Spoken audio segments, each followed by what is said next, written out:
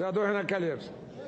Senhor presidente, senador Romero Jucá, é fundamental, é muito importante a presença do senador Romero hoje aqui, senhor presidente, porque eu quero fazer um apelo ao bom senso. Eu quero fazer um apelo ao bom senso do Senado Federal. Eu acho que essa reforma trabalhista, tal qual a reforma previdenciária e outras reformas, elas precisam ser feitas no Brasil. Há um vazio que precisa ser ocupado.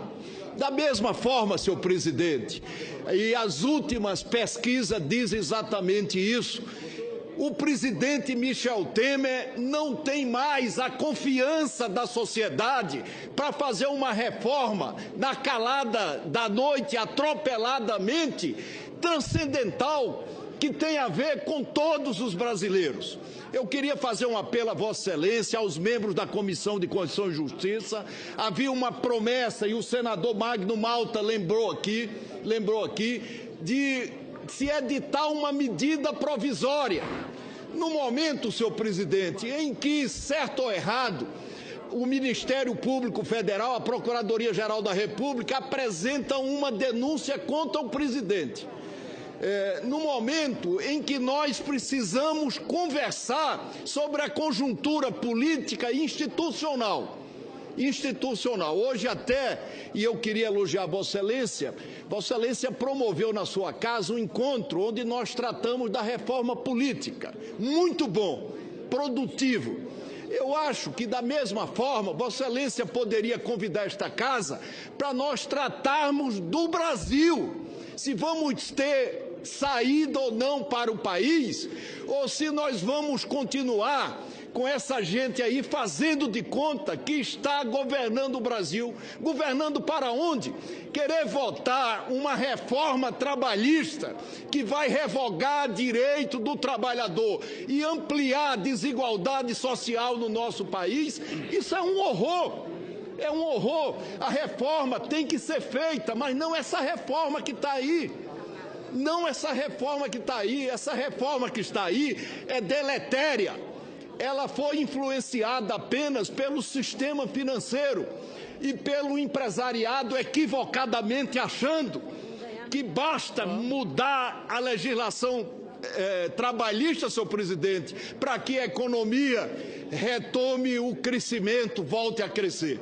Eu faço um apelo a Vossa Excelência para que nós façamos uma reunião amanhã e deixemos para a próxima semana a votação da reforma trabalhista na Comissão de Constituição e Justiça, para que nós possamos conversar sobre um texto alternativo. Onde é, senhor presidente, que um presidente da República, desgastado, infelizmente, como Michel Temer, pode dizer que o Senado Federal tem que votar essa reforma e não pode alterar nada que a Câmara dos Deputados aprovou? Eram 7 artigos, nós hoje temos 117 artigos. E isso não pode ser alterado. Nós estamos convivendo com senadores que são afastados, sem absolutamente nada estar aprovado, por liminar.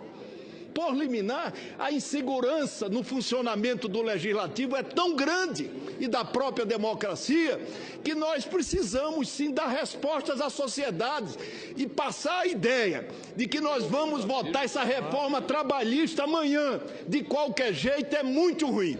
Eu queria dizer isso porque eu queria, presidente Eunício Oliveira, dizer que se o jogo for esse, eu vou admitir alterar a composição da Comissão de Constituição e Justiça do Senado Federal. Muito bem, senador Romero Jucá. Senhor presidente, peço também a palavra. Eu quero primeiro falar ao senador Magno Malta. Nós fizemos um entendimento com o senador Ricardo Ferraz, discutimos medidas, discutimos com a bancada, discutimos com todos os setores e o senador Ricardo Ferraz fez um excelente trabalho. Apontou no seu relatório uns poucos pontos que não são decisivos na reforma, que em tese mereceriam algum tipo de ajuste. Nós conversamos, senador Magno Malta, e o governo se comprometeu com esse tipo de ajuste, ou através de veto, ou através de uma medida provisória. Eu quero convidar o senador Magno Malta para conhecer o texto, porque nós já trabalhamos com o senador Ricardo Ferraz e a senadora Marta sobre isso. Então, o governo vai manter o seu posicionamento. Agora, quero registrar o seguinte sobre as palavras do senador Renan Calheiros. Primeiro, o senador Renan Calheiros sabe do respeito e da atenção que eu tenho com ele. Mas eu lamento discordar do senador Renan Calheiros em algumas coisas. Primeiro, de dizer que o Senado não deve votar uma matéria que não há legitimidade no país para o Senado votar uma matéria que não é mais do presidente. O governo mandou uma reforma e o Congresso transformou em outra reforma. Muito melhor, muito mais abrangente, muito mais inclusiva, sem tirar nenhum direito do trabalhador. Não é verdade que estamos tirando direitos. A Constituição brasileira garante esses direitos. O discurso fácil, o discurso sofismado não resolve o problema dos brasileiros. Por isso, nós fizemos um acordo com a oposição e esse acordo prevê a votação amanhã. Nós vamos votar amanhã dentro do acordo, porque foi pactuado isso. Não vamos votar amanhã no plenário, porque a partir de amanhã a pauta é do presidente Eunício Oliveira na questão da votação do plenário. Mas nós vamos defender, nós temos argumentos, nós não fugimos do debate. Essa reforma não é feita nem por banqueiro, nem é feita por nenhum capital estrangeiro ou nacional. Essa reforma é feita para gerar empregos. Essa reforma é feita porque esse país quase que quebrou. Essa reforma é feita porque tem 15 milhões de desempregados e quase 50% da mão de obra do país hoje não tem carteira assinada, é subemprego. Nós estamos falando de milhões de brasileiros que não têm uma carteira assinada, não têm FGTS e não têm direitos trabalhistas. Então, querer vir dizer aqui que está se tirando direitos trabalhistas dos trabalhadores, não. Quem tirou o direito trabalhista do trabalhador foi o governo da Dilma, que demitiu, que criou o caos econômico. Nós queremos restabelecer o direito dos trabalhadores. Nós queremos aqui criar empregos. E nós baixamos a inflação, nós estamos crescendo, nós estamos fazendo coisas que as pessoas não acreditavam nesse país no que tange à economia. Então, apesar da dificuldade do embate político, nós estamos reformando a produção, a economia e o crescimento desse país. Então, me desculpe, senador Renan Calheiros, não é verdade essa argumentação. Nós fizemos um acordo aqui, o Congresso, os poderes estão funcionando com legitimidade, com tranquilidade, e nós não podemos abrir mão nessa casa de votar uma reforma que é importante para o Brasil. Nós estamos votando algo pelos brasileiros e não pelo presidente Michel Temer.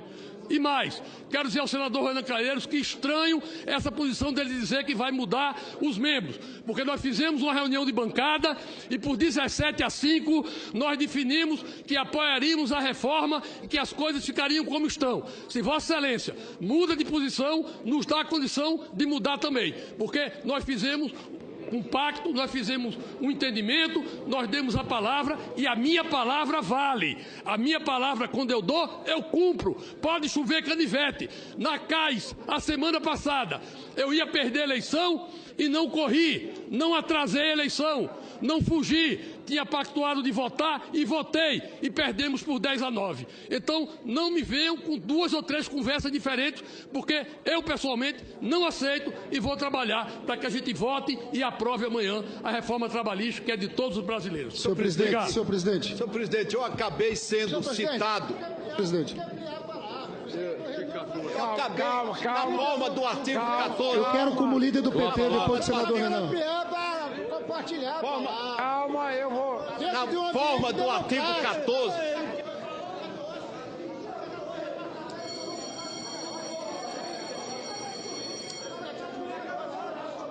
Calma. Senador Renan Calheiros foi citado pelo senador Romero Jucá. Calma. Ele pede a palavra pelo artigo 14. O artigo 14 é permitido. Artigo 14, olha. Eu vou dar a palavra pelo artigo 14 ao senador Renan Calheiros. Na sequência está o senador Humberto Costa. Depois está o senador Randolfo, senador Lindbergh, senadora Vanessa, senador Paulo Barros, senador Ferraz e agora o senador Moca, que está escrito. Então, eu vou dar a palavra ao senador Renan Calheiros, pedindo a brevidade, para que a gente possa ouvir a todos antes de encerrar a votação. Senador Renan Calheiros tem a palavra. Abre o microfone. De dizer ao senador Romero Jucá que eu não fiz acordo com ninguém para revogar direito de trabalhador. Eu não fiz acordo com ninguém para revogar direito do trabalhador. Mas, senhor presidente, se exercer a liderança do PMDB significar que, mantendo a correlação, o líder do PMDB não pode alterar a Comissão de Constituição e Justiça, eu não quero ser líder do PMDB para proceder dessa forma. Da mesma forma que eu acho que o senador Romero Jucá está redondamente errado quando, como líder do governo, admite o governo dizer que convocou o Exército por pedido do Legislativo. Eu disse, falou naquele dia. Não, agora não, também era demais falar agora. Segundo lugar, senador Romero, Vossa Excelência, com toda legitimidade e liderança que tem, não pode debitar ao PMDB o custo de, nessa circunstância de crise, sustentando um governo que não tem mais credibilidade nenhuma.